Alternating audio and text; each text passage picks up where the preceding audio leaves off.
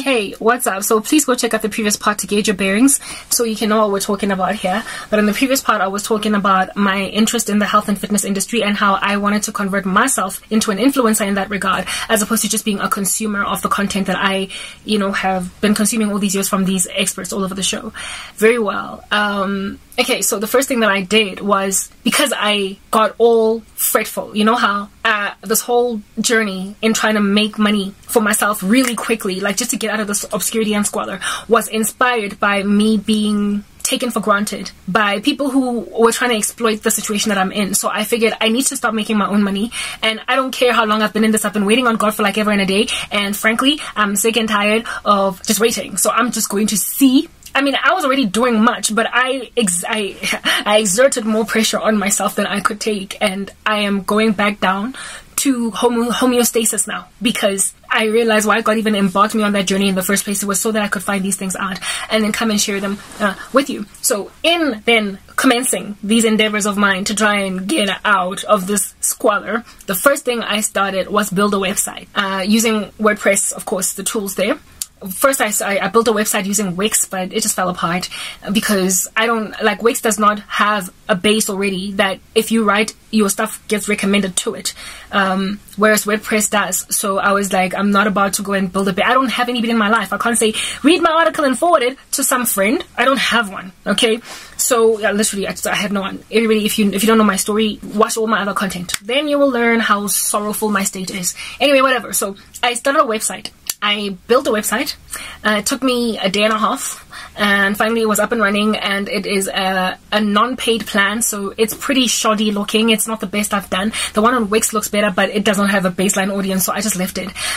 Very well. So I built a website that I hope to one day buy the premium plan of, so I can make it look a lot better. But what was important for me is to have a blog section of that website so I can write health and fitness content. That's the first thing I did. And then after building this website, I was like, okay, very well, now it's up and running. I will link I not only built a website, but I started a YouTube channel just for nutrition. I've got one for fitness where I just do these videos that barely get viewed. Okay, very well, whatever, YouTube, do you, okay? But the nutrition one, I decided that I was going to do voiceovers instead of myself talking. Because I needed to be able to read a script as I speak, because remember, I'm not as proficient in health and fitness as I am, for instance, with the gospel, where I can just speak out of my mind, off the top of my head. So I need to be able to read a voiceover, and if at all I'm going to be doing a voiceover that I'm reading from a script, I need to have stock footage. So I need to use software like Canva or download images from Pixabay or Pixels or whatever. These are the researches that I actually did. Like, I went and learned how to create a stock video. Where do these people find these little videos that correlate with what they're speaking? And I learned a wealth of information there, and I have already produced some content using this. So thank you, Jesus. Okay, so now I am officially one of those B-roll footage people. I've always wanted to be one. I never knew how they did it, but now I found out. Okay, cool. Faceless. I've got a faceless nutrition channel where there is a voiceover and I speak about the nutrition. But the content, the script for this, faceless channel, I needed to research. I don't have money to go and pay somebody on Fiverr to do a script for me. I needed to come up with my own script, okay? But I could not come up with it from the top of my brain. I needed to research, because like I said, it doesn't come naturally for me. Fitness and health, even though it's a passion. And I was like, I could either just go on Google and just find out a whole bunch of things and put them together in a whatever, or I could try and find a quick win way. Plus, I need to do articles. I need to write actual articles on my blog about health and fitness, and so that I have got like a whole portfolio of health and fitness. I need to have YouTube videos. I need to have YouTube videos for fitness and for nutrition. And I also have to have a blog where I every so often give advice and I guess document my journey. Okay, got the blog up and running. Well, yeah, up and running, but no content. Okay, and then I got the nutrition YouTube channel up and running, no content. The fitness channel, I've been uploading content on it with my little weird exercises on it. Okay, cool. So these are the 3 channels. Now, in order for me to put content on, not channels, but portfolios for this avenue of work, in order for me to upload a video on my nutrition channel first, I gotta research. I can't just put rubbish up there, right? And I wanted to be faceless for the reasons I've just highlighted. And on top of that, I'm sick and tired of being targeted for my face, okay?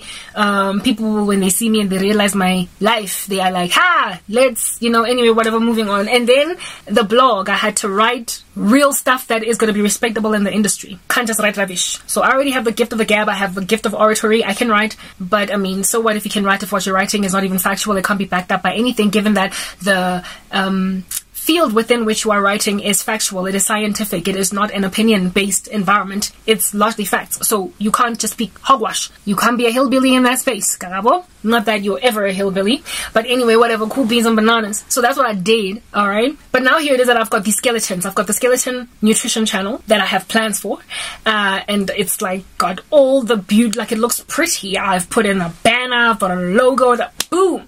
I'm an expert at starting YouTube channels. Because I've got so many, thanks to YouTube persecuting the living daylights out of me. I've got tags. I've put in the tags, the default settings, you know, upload defaults, tags that are always going to be there because it's health and yeah, I put all that in on my YouTube channel. And then on my website, well, I mean, that I had to wait to write an article on. Okay, very well. Okay. Yo, guys, I then go online to find out ways of making money because I'm trying to see if I can't like really speedily make money. And I know that building a website is going to take 10,000 years, like a following on a website, even if it's got an audience, WordPress, you know. And I also knew that it's going to take me a couple of months at a minimum, maybe 6, to monetize a nutrition channel. And I want money now because I was sick and tired of being afflicted.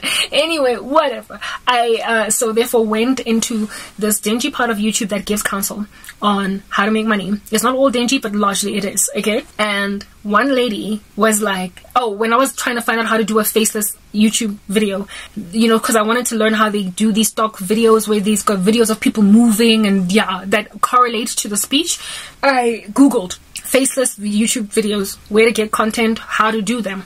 And there was this one lady that gave this sorry, in-depth tutorial on it. And she was the first person to ever introduce me to ChatGPT. I had seen ChatGPT all over the internet. It's currently just like everybody's talking about it, right? But I don't want to click on it because I didn't care about it, right? Until this lady spoke about it, and she didn't attract me into her message by using ChatGPT, but she attracted me by saying that this is how you create a faceless channel, right? So I went in her, and she just so happened to recommend ChatGPT.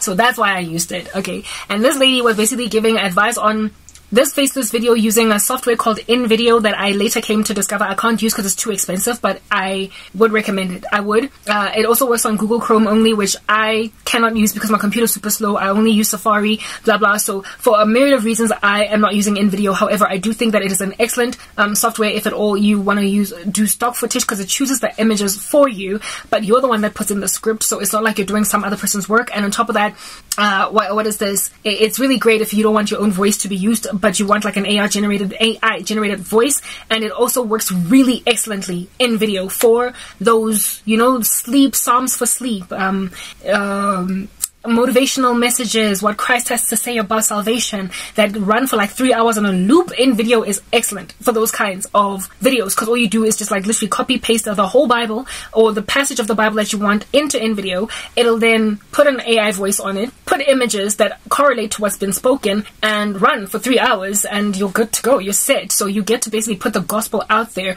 Somebody who's going to narrate this gospel, the scriptures to you, with also like videos on the back end. That's what for me InVideo would be greatly beneficial for, but it's also great because it helps choose you. There are so many millions, like literally millions of stock footages, stock images that you can find on the internet that correlate to what you're saying, and sometimes the best ones are buried so down there that you would have to like scroll in page for like 10, 15, 20 minutes before you can find it, whereas InVideo just automatically populates and helps you find something that you would not have found on your own, on Pixels, on like, you know, Storybook, whatever might be, Storyblock, whatever might be the like stock footage site that you're using, whether or not you're paid or free. Cool.